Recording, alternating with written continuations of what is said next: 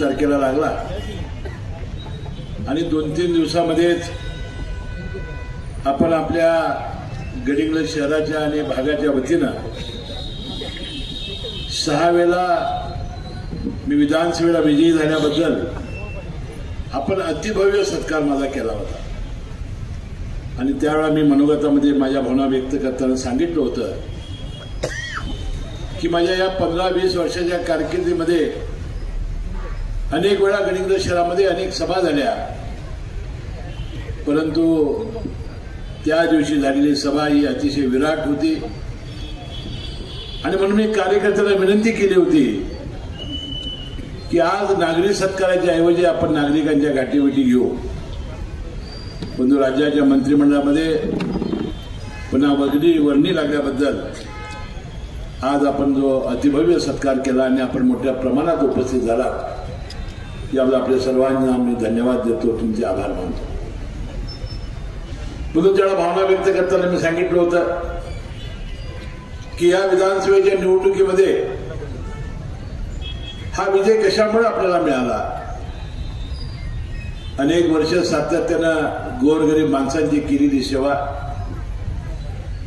त्या कल्याणकारी त्यांच्यासाठी राबवलेल्या झोपडीपर्यंतच्या योजना आणि मोफत जी रुग्णांची आपण सेवा केली होती, या सर्वांचा आशीर्वाद आणि परमेश्वराची कृपा. आणि मी असं म्हणालो होतो, एखाद्याची नियत जर साफ असेल, त्याच्याकडे जाणत असेल, सर्वसामान्य माणसं कशी उभी राहतात याचं एक चांगलं उदाहरण या निवडणुकीच्या निमित्ताने आपल्या सर्वांना दिसून आलं. हसन मुश्रीफ विजयी व्हावा म्हणून आपण सर्वांनी जीवाचं रान केलं, हाडाची काढं, रक्ताचं पाणी केलं. राष्ट्रवादी काँग्रेस पक्ष माझा असेल, या राज्याचा सर्वात मोठा भाऊ आमचा पक्ष भारतीय जनता पार्टी असेल, RPI असेल, राज्याचे उपमुख्यमंत्री एकनाथ शिंदे साहेबांचा शिंदे गट असेल आणि सर्व घटक पक्षाच्या कार्यकर्त्यांनी हाडाचं काढं, रक्ताचं पाणी केलं आणि मी विजयी व्हावं म्हणून फार मोठे प्रयत्न त्यांनी केले. त्यावर मी मनपूर्वक त्यांचा आभारी आहे. पण दुसऱ्या बाजूला अशी एक शक्ती होती की ती शक्ती हसन मुश्रीफ कसा पराभव होईल यासाठी सातत्यानं देव पाण्यात घालून बसलेले होते. बंधूंनो, जोपर्यंत तुम्ही माझ्या मागे होता, परमेश्वराची कृपा माझ्या मागे होती, सर्वसामान्य माणसाचे आशीर्वाद होते, तोपर्यंत कुणाचेही प्रयत्न सफल झाले नाहीत. आपले सर्व विजयी झालात. मी आमदार झालो नाही, तुम्ही सर्वजण आमदार झालात. मी मंत्री झालो नाही, तुम्ही सर्वजण मंत्री झालात. आणि म्हणून आपल्या सर्वांचे मी मनपूर्वक आभार मानतो. आपल्याला माहिती आहे की राज्याचे मुख्यमंत्री देवेंद्र फडणवीस साहेबांनी परवा विधानसभेत भाषण करताना त्यांनी विरोधकांना सांगितलं, गालिब ता उम्र भूल करता रहा, धूल चेहरे पर थी और वो आईना साफ करता रहा. म्हणजे थोड्या चेहऱ्यावरची आपली धूळ तशीच ठेवली आणि तो आरसा पुसत राहिला. स्वतःच्या दोषाकडे त्यांनी लक्ष दिलं नाही. त्याची हालत काय होती हे विरोधकांच्या पराभवानं आपल्याला दिसून आलेलं आहे. मी अधिक आज त्यांच्यावर काही बोलणार नाही, पण या कार्यक्रमाच्या निमित्ताने मी त्या दिवशी सत्कार समारंभाच्या निमित्ताने या सगळ्यांचा मी आढावा घेतला होता. तो पुन्हा एकदा गुंडू पाटील, किरण कदम, राजू ताळे यांच्या मनोगतामध्येच आपले सतीश पाटील यांनी पुन्हा एकदा माझ्या समोर अजेंडा ठेवलेला आहे. म्हणून मी तुम्हाला एवढंच सांगेन की आपल्या गडिंग्लज शहराचे अनेकविध प्रश्न आहेत. आपला DP प्लॅन गेलेला आहे, तो DP प्लॅन आपल्याला नव्यानं होणारा तो करून घेतला पाहिजे. अनेक ठिकाणी आपल्या नगरपालिकेमध्ये आरक्षणाच्या जागा नाहीत, त्या आपल्याला आरक्षणाच्या जागा निर्माण कराव्या लागतील. ज्याचा उल्लेख किरणराव कदमाने आपल्या भाषणामध्ये केला की कागदला जसं आपण 10,000 रुपये मध्ये जवळजवळ 10-15 लाखाचं घर, अशी नवीन घरकुलाची योजना आपण ज्या पद्धतीने राबवली, या गावात जर राबवायचं असेल तर आपल्याला लवकरात लवकर DP प्लॅन केला पाहिजे. राजू खनगावे आणि किरण कदम यांनी पुढाकार घेतला पाहिजे, कारण दोघेही लँडलॉर्ड आहेत. आणि आम्हाला जर सरकारी जागा उपलब्ध झाली नाही तर मी आश्वासन दिलं होतं की माझ्या फाउंडेशनच्या मार्फत त्या जमिनीची मी खरेदी करेन आणि या गरिबांना घरं बांधण्याचा मी प्रयत्न करेन. अनेक वर्षे आपण जिथे जिथे अतिक्रमण करून राहत ते अतिक्रमण नियमित करण्याचं काम आमचं सुरू आहे. आज व्यासपीठावर सिद्धार्थ बने दिसत नाही, त्यांनी भाषण केलं असतं आणि तो विषय काढलाच असता, सुद्धा ते इथं उपस्थित नाहीत. आणि म्हणून आपल्याला त्या घराच्या निर्मिती करण्यासाठी सुद्धा प्रयत्न आपल्याला करावे लागतील.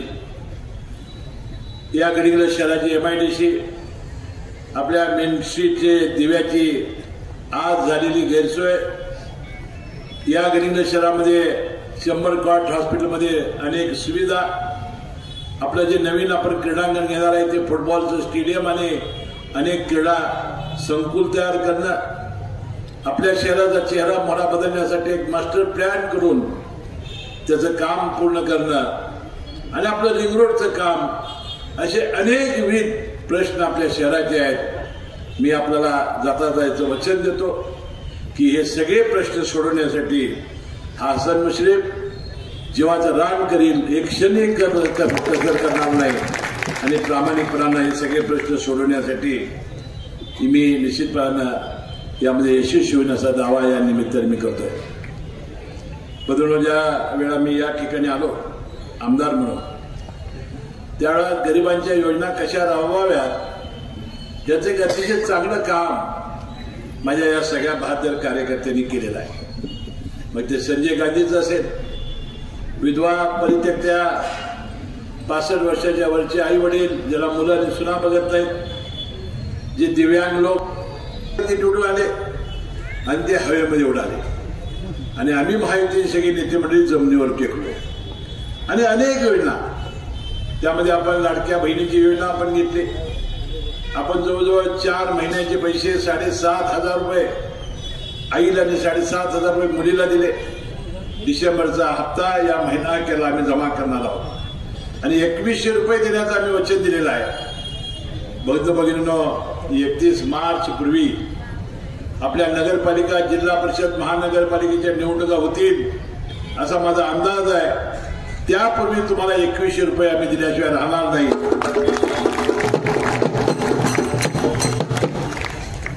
त्यावेळेला तुम्ही म्हणाल की 1500, त्यावेळेला आत्ताही त्यावेळेला 2100 करून दाखवावं लागतील आम्हाला. त्यानंतर शेतकऱ्यांची वीज माफी केलेली आहे ती योजना आम्ही तशी सुरू ठेवणार आहोत. त्याशिवाय 3 सिलेंडरची योजना आम्ही सुरू ठेवणार आहोत. यातली कुठलीही योजना ही बंद होणार नाही. आणि 5 वर्षाचा आम्ही जो वचननामा दिलेला आहे त्यामध्ये शेतकऱ्याची कर्जमाफी या 5 वर्षामध्ये आम्ही करून दाखवल्याशिवाय राहणार नाही असाही विश्वास, सरसकट कर्जमाफी आम्ही करून दाखवल्याशिवाय राहणार नाही असाही विश्वास मी या निमित्ताने देतो. राज्याचे मुख्यमंत्री देवेंद्र फडणवीस साहेब परवा भाषणामध्ये त्यांनी एक कविता म्हणाली होती, प्रगतीच्या दिशेने महाराष्ट्र मोठ्या गतीने वाटचाल करीत आहे. महाराष्ट्र आता माझा थांबणार नाही. सोबत राहू, एक दिलाने घडवू महाराष्ट्र नवा पुन्हा. शंभरुजीचा वेग कुणी रोखणार नाही. महाराष्ट्र आता थांबणार नाही. उद्योग गुंतवणूक येत आहे जोमात. बेरोजगारांना देऊ रोजगाराची साथ. तरुणांचे स्वप्न आता बनणार नाही. महाराष्ट्र आता थांबणार नाही. रस्ते, पूल, रेल्वेचे धागे, सुखदायी प्रवासाचे स्वप्नवीर जागे, गतीला स्थगिती मिळणार नाही. महाराष्ट्र आता थांबणार नाही. विकासाच्या स्वप्नासोबत सेतू अटल. मुंबईच्या वेगासाठी आहे कोस्टल. मराठी माणसाचे स्वप्न भंगणार नाही. महाराष्ट्र आता थांबणार नाही. जलयुक्त शिवार देईल नवयोजन. नदीजोड प्रकल्प फुलवतील नंदनवन. राज्यात दुष्काळ भविष्यात दिसणार नाही. महाराष्ट्र आता थांबणार नाही. पानंद रस्त्याने जोडू शेत शिवार. आनंदाचा शिदा देई आधार. उपाशी पोटी कुणी झोपणार नाही. महाराष्ट्र आता थांबणार नाही. लाडक्या बहिणीला मिळाला स्वाभिमान. ज्येष्ठांना मोफत प्रवासातून सन्मान. लाडक्या लेकींची आवाळ होणार नाही. महाराष्ट्र आता थांबणार नाही. असेल विरोधकांची कमी संख्याबळ सारेच टिकून ठेवू लोकशाहीचे बळ कोणत्याही आमदाराचा मान सन्मान आता घटणार नाही आणि महाराष्ट्र आता थांबणार नाही. मला वाटतंय या सगळ्या कवितेमध्ये मुख्यमंत्र्यांनी आपल्या राज्याचं दिशा, आपल्या राज्याची प्रगती कशी असेल याचं एक दिशादर्शक पाऊल या निमित्ताने टाकलेलं आहे. आणि त्यांच्या मंत्रिमंडळाचा एक सहकारी म्हणून मी तुम्हाला आश्वासन देतो की सगळं कामं जी आहेत, कदाचित अनेक योजना आम्ही घेतल्यामुळं कदाचित थोडासा कामं पुढं मागं जरी झाली असली तरी यासाठी केंद्र सरकार आणि राज्य सरकार एकच पक्षाचं असल्यामुळं, भारतीय जनता पक्ष सत्ता आता दोन्हीकडे असल्यामुळं चांगला निधी आपल्याला केंद्रातून प्राप्त होईल आणि चांगली कामं या निमित्ताने होती. म्हणून या निवडणुकीमध्ये मी ज्याचा उल्लेख काल कागलला केला की या निवडणुकीमध्ये एक चक्रव्यूह इथे ठेवलेला होता. त्या चक्रव्यूहा भेदण्याचं काम मला करायचं होतं. माझ्या या असंख्य सहकार्याच्या वतीनं मी चक्रव्यूह भेदण्याचं काम केलं. कारण ज्या ज्या वेळेला अनेक वेळा निवडणुका व्यक्ती एक लढवते त्यावेळी अनेकांच्या अपेक्षा या पूर्ण होत नसतात. त्याला अँटी इन्कम्बन्सी म्हणतात. माणसाला बदल हवा असतो, माणसाला नवीन चेहरा हवा असतो. परंतु काही असलं तरी ज्या माणसाने कामं प्रचंड केलेली आहेत, जो आपल्या सुखदुःखात मिसळलेला आहे, ज्यानं त्या हाताच्या फोडाप्रमाणे आपले कार्यकर्ते जपलेले आहेत, ज्यांनी जीवाभावाची सेना तयार केलेली आहे, अशा माणसाचा पराभव कधीच होऊ शकत नसतो. आणि म्हणून मी सांगितलं होतं माझ्याकडं नियत चांगली आहे, माझी जाणत माझ्यामध्ये आहे आणि परमेश्वराची कृपा आणि सामान्य माणसाचा आशीर्वाद यामुळं कधी मला कुणी पराभूत करू शकणार नाही अशी भावना मी व्यक्त केलेली होती. बंधूंनो, एखादा वाईट कृत्य माणूस करायला लागला, मला तुरुंगात काढून माझ्या कुटुंबियांना तुरुंगात टाकून कोण आमदार व्हायला लागला ते परमेश्वर कसा त्याला अद्दल घडवू शकतो हे सुद्धा या निमित्ताने दिसून आलेलं आहे. बंधूंनो, जो वाईट करतो त्याचं वाईट ठरवत आहे.